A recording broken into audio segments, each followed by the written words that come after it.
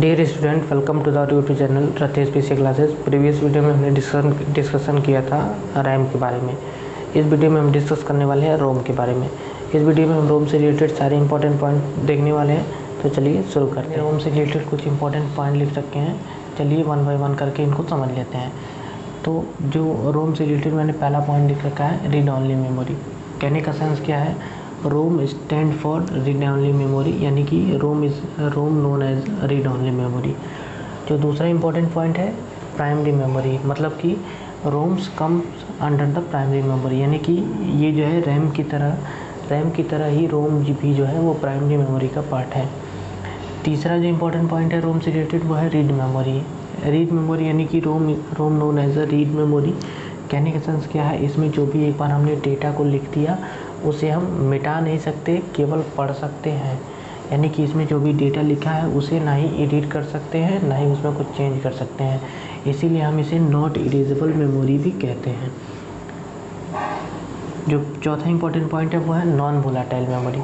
Previous video में हमने RAM के बारे में डिस्कशन किया था और उसमें हमने आपको बताया था कि रैम जो है वोलाटाइल मेमोरी होता है। वोलाटाइल मेमोरी का सेंस क्या है कि यदि कोई पावर इंटरप्शन होता है तो रैम जो है अपना डेटा लॉस कर देता है, जबकि रोम के केस में ऐसा नहीं है। रोम एक नॉन वोलाटाइल मेमोरी है, यानी कि यदि पावर इंटरप्शन कोई होता है तो रोम जो है डेटा का लॉस नहीं होता है रोम में।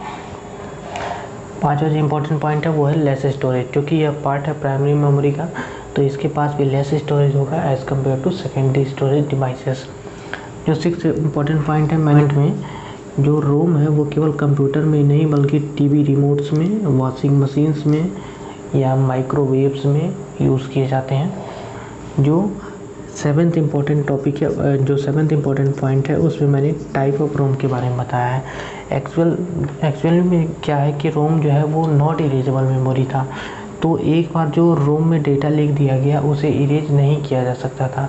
तो डेटा को इरेज किया जा सके ताकि फ्यूचर में यदि कभी ज़रूरत पड़ी रोम के डेटा को इरेज करने के लिए तो हम उसे आसानी से इरेज कर सकें। इसी बेसिस पे रोम को 3 कैटेगरी में बांटा गया। तो जो पहली कैटेगरी होती है वो होती है पी रोम, जिसे हम प्रोग्रामेबल रीड ऑनली मेमोरी कहते हैं, यानी कि प्रोग्रामेबल रोम कहते हैं। इसमें जो भी डेटा लिख दिया उसे हम एडिट नहीं कर सकते, इरेज नहीं कर सकते, यानी कि ये सिंपल रोम है जो कि नॉट इरेजेबल है। लेकिन इसी में मॉडिफाई करके, मतलब इसमें जो भी डेटा लिखा हुआ है उसको इरेज करने का कोशिश किया गया तो उसे हम ईपी रोम कहते हैं, यानी erasable programmable read only memory.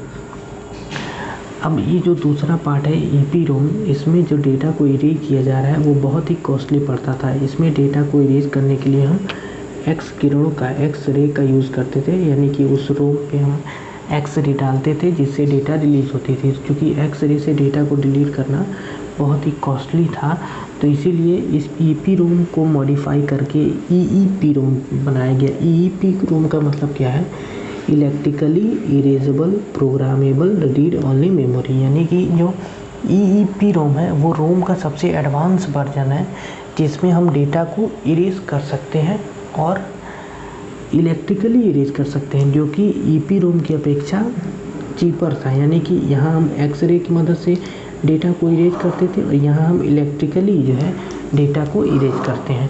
तो इसीलिए ईईपी रोम जो है वो रोम का सबसे एडवांस वर्जन है।